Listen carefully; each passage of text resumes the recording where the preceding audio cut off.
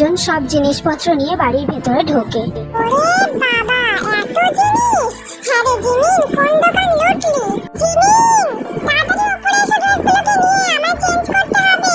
Jimin ড্রেসের ব্যাগগুলোকে নিয়ে ওপরে চলে যায়। আবার কি নোংরা নোংরা ড্রেস কিনে আনলো নাকি রে? কি জানি, সেটা তো তে ম্যাম পড়লেই বোঝা যাবে। তে ম্যাম নিজে শপিং এ গেছিল, মনে হয় না অমন ড্রেস কিনবে বলে। জিমিন রুমে গিয়ে দেখে তার কেনা সব ড্রেসগুলো তে ওয়ার্ড্রপ থেকে বার করে ফ্লোরে ফেলে দিয়েছে।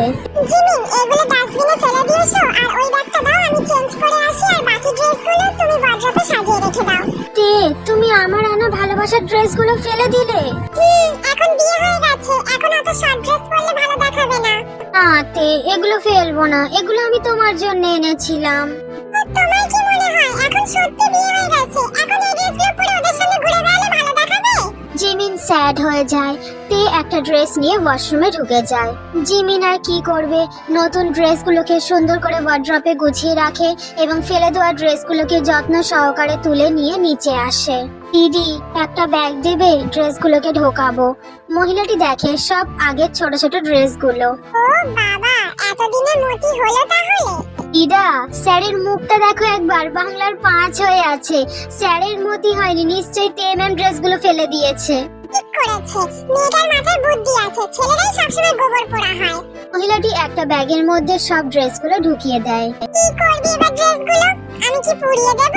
না না, তাহলে আমার কলিজাটাও পুড়ে যাবে। আমি অনেক ভালোবেসে ড্রেসগুলো এনেছিলাম। তাহলে আপনি এগুলোকে কি করবেন? তে সিঁড়ি দিয়ে নামতে নামতে বলে। জিমিন, তুমি এখনো দাঁড়িয়ে আছো? যাও গো, ড্রেসগুলো ডাস্টবিনে ফেলে দিয়ে এসো। ও, ড্রেসগুলো পুড়িয়ে দিলে তখন স্যারের কলিজায় লাগবে, আর ড্রেসগুলোকে ডাস্টবিনে ফেলে দিয়ে আসলে ওর উপরে যখন কুকুরে টয়লেট করবে তখন নোনতা জলটা বুঝি স্যারের কলিজায় পড়বে না? ধুর, ভালো লাগে না। এই বলে জিমিন বাইরে চলে যায়। এই তো, এবারে তেজে অনেক সুন্দর লাগছে। এতদিন কি সব ছোট ছোট জামা পরতিস? তে সোফায় এসে বসে এসিটা চালিয়ে দেয়। দিদি, খুব খিদে পেয়েছে, কিছু খেতে দাও তো। ততক্ষণে জিমিন ওগুলোকে ফেলে ঘরের ভেতরে চলে এসেছে। কি খিদে পেয়েছে? হোটেলে তো এত কিছু খেলেতে? ওই কিছু মনে হচ্ছে না, খুব খিদে পেয়েছে। মহিলাটি তের হাতে খাবার ধরিয়ে দেয়। ডাক্তার কি বললো? ডাক্তার, আমরা তো কোনো ডাক্তারের কাছে যাইনি। মানে এই জিমিন, তুই তেকে ডাক্তারের কাছে চেকআপে নিয়ে যাসনি? না তো, কেন নিয়ে যাব? তের কি শরীর খারাপ হয়েছে? কিছুই জানি না, বাপ হতে চলেছে, গাধা রে। প্রেগন্যান্সি যখন পজিটিভ হয়েছে একবার ডাক্তারের কাছে চেকআপে নিয়ে যেতে হয়। ও আচ্ছা, আমি তো জানতাম না। তে চলো। বাবা গো, ছেলেটার মাথায় একটুও বুদ্ধি নেই।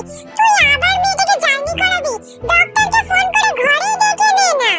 কিছুক্ষণের মধ্যে ডক্টর বাড়িতে চলে আসে, তেকে চেক করে এবং বলে, আপনার প্রেগন্যান্সি অলরেডি 1 উইক কমপ্লিট, এটা 2nd উইক চলছে। এত দেরি করে চেক আপ করানো কিন্তু উচিত হয়নি আপনাদের। আর বেবির ওপরে কিন্তু অনেক স্ট্রেস পড়েছে, তাই মাকে হাসি খুশি রাখার চেষ্টা করুন। মাকে কোনো রকম প্রেশার বা কোনো রকম স্ট্রেস দেবে না, এর ফলে বেবির ক্ষতি হতে পারে। আসলে ডক্টর, আমরা প্রথমে তো ব্যাপারটা ধরতে পারিনি, এবার থেকে আপনার কথাটা মাথায় রাখবো। হ্যাঁ ডক্টর, আমিও আসলে জাস্ট কিছুদিন আগেই জানতে পারলাম। ইটস ওকে, এবার থেকে ঠিকঠাক খেয়াল রাখবেন। আর 3টে চেকআপ কিন্তু মনে করে করাবেন, গাফিলতি একদম করবেন না। একটা 3 মান্থে, একটা 6 মান্থে, একটা 8 মান্থে। এর মাঝে যদি কোনো কমপ্লিকেশন হয়, চেকআপের টাইম আসা অবধি ওয়েট করবেন না, আমায় কল করে নেবেন। আর দুটো জিনিস এখন খুবই দরকার, ভালো মতন খাওয়া দাওয়া এবং হাসি খুশি থাকা। নো টেনশন ডক্টর, এই ঘরে দুটোই আছে। তাহলে তো খুবই ভালো। ডক্টর চলে যায়। আচ্ছা তে, আমি কি জানতে পারি তোর এতটা হাত কাটলো কি করে? পাকামি করছিল দিদি, বড্ড বড় হয়ে গেছে তো। এখনকার ছেলে মেয়েদের এটাই সমস্যা, কিছু হোক না হোক হাত কাটবে। হ্যাঁ রে, হাত কেটে কি স্ট্রেস কমানো যায়? সব জিমিনের জন্য। হ্যাঁ দিদা, সব স্যারের জন্য। ও, স্যার বুঝি বলেছে তেকে হাত কাটতে? না, মানে ঠিক ঘুরিয়ে ফিরিয়ে হলো ব্যাপারটা অমনি। হ্যাঁ দিদা, একদম ঠিক বলেছো। বুঝবে, যেদিন বউয়ের বড় কোনো ক্ষতি হবে তখনই ওনার টনকটা নড়বে। হ্যাঁ, স্যারের তো নড়েই না। এই, আমার কি নড়ে না? টনক, যেটা দিদা বললো। তে হাসতে হাসতে গড়িয়ে পড়ে। অসহ্য অসহ্য, এই ঘরে যত আজব ছেলে মেয়েগুলো থাকে, একই দুটো স্বামী স্ত্রী দুজনেই নোংরা, আর একেই আমার পাশে দাঁড়িয়ে আছে, সারাক্ষণ মুখ খুলে নোংরা নোংরা কথা। এই যে জিমিন, নিজের নোংরাগুলো একটু বন্ধ রেখো, হ্যাঁ? বাচ্চাকে সুস্থ দেখতে চাও তো? কি জানি, স্যার পারবে পারে তো করতে। এই কি করতে পারবো না আমি, তাই জন্য তো তুই আজ প্রেগনেন্ট। দিদা যেটা বললো কন্ট্রোল। মরণ দশা, নোংরা নোংরা কথাগুলো বন্ধ করবি। আর তাকে দেখো, হেসে মুখ দিয়ে খাবার পড়ে যাচ্ছে। সবাই যে আমার কথাটা পুরো না শুনে কেন আমাকে ভুল বোঝে আমি বুঝি না। আরে এগুলো কিন্তু একদম ভালো হচ্ছে না। মেয়ের জিনিসপত্রগুলো রাখো এখানে। আমি একবার বলেছি না আমাদের কোনো মেয়ে নেই। তোমার হয়তো নেই, কিন্তু আমার আছে। এমন কোনো ভুল কাজ মেয়ে করেনি, বা আমিও তাকে পারমিশন দিয়ে এমন কোনো ভুল কাজ করিনি যে সব বিষয় থেকে তুমি মেয়েকে ত্যাগ করছো। তুমি যদি ওই পার্ক জিমিনকে চিনতে তাহলে নিজের হাতে মেয়েকে গলা টিপে মেরে ফেলতে, তবু ওর হাতে তুলতে না। এই ভুল কে ঠিক সেটা মনে হয় পার্ক জিমিনকে সামনে দেখার পর থেকেই আমি জেনে গেছি। আরেম এবারে কিছু বলতে গেলে জিন হাত দিয়ে আরেমকে থামিয়ে দেয়। ব্যাস, আমি আর কোনো এক্সট্রা কথা শুনতে চাই না। আমিও এই বিষয়ে তোমার সাথে কোনো কথা বলবো না। আমি চাই না তুমিও এই বিষয়ে আর কোনো কথা বাড়াও। আজ থেকে আমি মেয়ের রুমেই থাকবো। তোমার আমার সঙ্গে ততদিন কোনো সম্পর্ক থাকবে না যতদিন না তুমি মেয়ে জামাইকে মেনে নেবে। ওহ, আন্টি আঙ্কেলকে কি দিচ্ছে? কখন থেকে বলছি বাসনগুলো মেজে দিবি আয়, মেজে দিবি আয়। না, ল্যাপটপটা খুলে বসে আছে, ইচ্ছা করছে কলাটা ছুঁড়ে মারি। আরে দিদা এদিকে এসে দেখো একবার, কি ঝগড়াটাই না লেগেছে। আঙ্কেল এবার থাকবে কি করে আন্টিকে ছাড়া? জিমিন, তুমি কিন্তু এটা একদম ঠিক করনি। আমাকে না জানিয়ে তুমি আমার রুমে ক্যামেরা লাগিয়েছো। এখন সবার অবস্থাটা হচ্ছে, তে রীতিমতো জিমিনকে বকে যাচ্ছে তার রুমে তাকে না জানিয়ে কেন হিডেন ক্যামেরা লাগানো হয়েছে। ওদিকে মহিলাটি জেহপের নামে গজগজ করতে করতে বাসন মেজে যাচ্ছে, আর আরেম জিন ওদিকে ঝগড়া করে যাচ্ছে তার মেয়েকে নিয়ে। সেই ঝগড়া ল্যাপটপে মজা দেখছে জেহপ।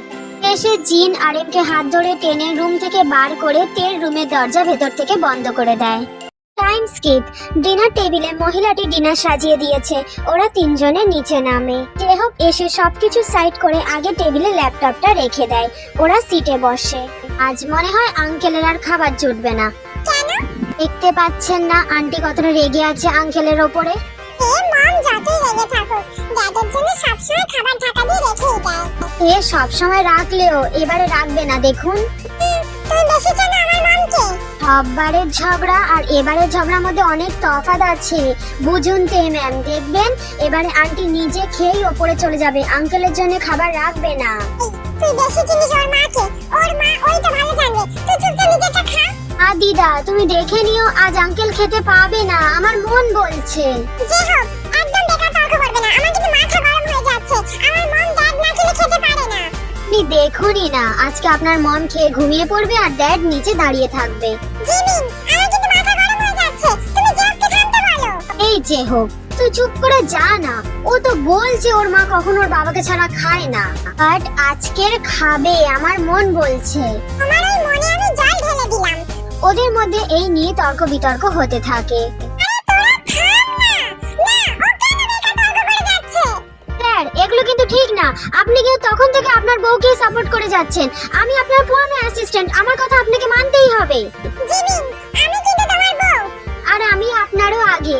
জিমিন এই মুহূর্তে পুরো মিডিলে পড়ে গেছে, কারো সাইডই নিতে পারছে না। এই গাধাটা, তুই চুপ করবি? অকারণ কেন মেয়েটাকে রাগাচ্ছিস? আরে আরেকজন গাধা চুপচাপ বসে যে ঝগড়া শুনছে। ল্যাপটপটা অন করে দিলেই তো হয়। চোখের সামনে তো ভেসে উঠবে কি হচ্ছে। ল্যাপটপটা খুলতে গেলেই জেহব ল্যাপটপের উপরে হাত রেখে দেয়।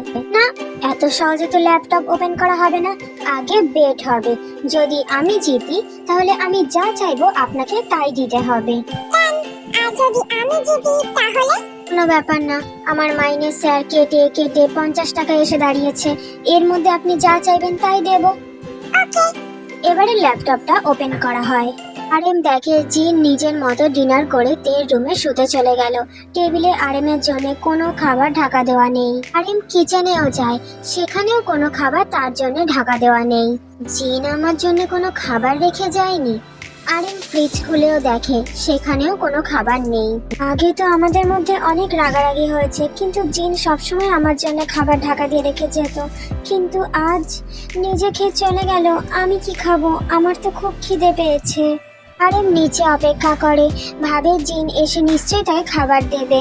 বেশ অনেকক্ষণ কেটে যায়। আরামের অপেক্ষা ব্যর্থ হয়। জিন যার রুমে ঢুকে দরজা লাগিয়েছে আর দরজা খোলেনি। আরাম আর কি করবে, ফ্রিজ থেকে একটু জল খেয়ে ওপরে চলে যায়।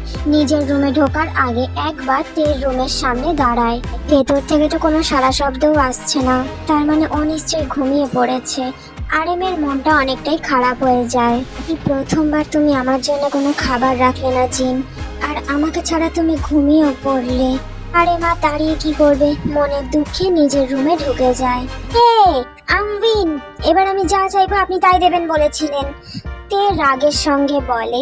এই জিমিন, ও কি চাইছে দিয়ে দাও। আমি কেন দিতে যাব? বেড তোমাদের মধ্যে হয়েছে, ওয়াই মি?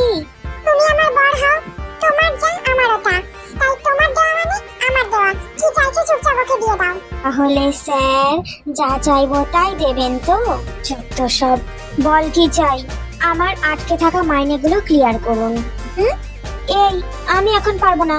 কে বলেছিল তোকে ওয়েট করতে? আমি এখন কিছু দিতে পারবো না। এই রাত হয়েছে, না দিনে চেঁচামেচি করছে, চুপচাপ খা। ব্যাস হয়ে গেল, আমি জিতলাম, এদিকে কিছু পেলামও না। দেন ওরা যে যার খেয়ে দিয়ে রুমে চলে যায়। জিমিন তেকে হাত ধরে টেনে কোমর জড়িয়ে ধরে, তেও জিমিনের গলা জড়িয়ে ধরে। কি হয়েছে, আজ আমার বাবুটাকে এত খুশি লাগছে কেন? খুশি হব না সোনা, তোমাকে যে পুরো নিজের করে পেয়ে গেছি, তার সঙ্গে আল্লাহ আমাকে একটা বেবিও গিফট দিয়েছে। ঠিক বলেছো, আমারও ইচ্ছা পূরণ হয়েছে। সব শেষে নিজের ভালোবাসাকে নিজের করে পেলাম। জিমিন তের কপালে একটা কিস করে। হ্যাঁ কলিজা, তুমি আমার নিঃশ্বাস, তোমার ছাড়া আমি বাঁচবো না। অবশেষে তোমাকে নিজের করে পেয়ে আজ পৃথিবীর সব থেকে সুখী পুরুষ মনে হচ্ছে নিজেকে। জিমিন তেকে কোলে তুলে নেয় আর ব্যালকনিতে যায়। দেখো সোনা, কি সুন্দর ঠান্ডা ঠান্ডা হাওয়া দিচ্ছে, চাঁদও আজ তোমার দিকে তাকিয়ে আছে। পুরো প্রকৃতি জানে আজকে জিমিনের খুশির কারণটা। আমিও ভীষণ খুশি জিমিন, আমি তো ভাবতেই পারছি না যে আমরা নাকি প্যারেন্টস হতে চলেছি। আমার গর্ভে নাকি একটা ছোট্ট শিশু আছে। সেটাই তো, আমারও তো এখন অবধি বিশ্বাস হচ্ছে না এই জিমিন নাকি বাবা হতে চলেছে। জিমিন চলো শুতে যাই, অনেক রাত হয়েছে। জিমিন তেকে কোলে করে বেডে নিয়ে গিয়ে শোয়ায় এবং নিজেও তেকে জড়িয়ে ধরে শোয়। জিমিন তের বুকে মাথা দিয়ে শোয় এবং তের পেটে অনেক ভালোবাসার সঙ্গে হাত বোলাতে বোলাতে বলে, তুমি দেখো তে, আমার ছোট্ট সোনাকে আমি অনেক ভালোবাসা দিয়ে বড় করব।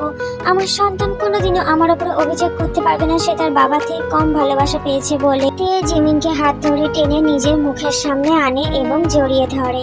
জিমিন, তুমি আবার নিজের বাবার কথা ভেবে স্যাড হচ্ছ তো? না তে, আমি আজ কোনোভাবেই স্যাড হব না, আমি আজ ভীষণ খুশি। আচ্ছা সোনা, একটা রিকোয়েস্ট করি, রাখবে? তুমি কিছু বলবে আমি সেটা রাখবো না, এমন কখনো হয়? বলো।